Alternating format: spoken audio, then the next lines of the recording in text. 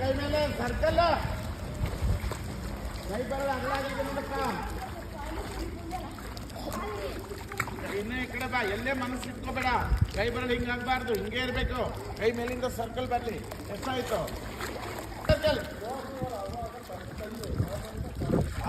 Stop. ಇನ್ನು ಎಡಗೈ ಸರಿಯಾಗಿ ಬರೋದಿಲ್ಲ, ಅದರಿಂದ ಅಲ್ಲಿ ತಾಳ ತಪ್ಪತಿ. ಅರ್ಥ ಆಗುತ್ತೆ ತಾನೆ? ಈ ಬಲಗೈ ಕೈ ಹೊಡೀರಿ, ಕೈ ಹೊಡಿತಿಲ್ಲ, ಬಲಗೈ ಹೊಡಿತಿಲ್ಲ. ಡೈರೆಕ್ಷನ್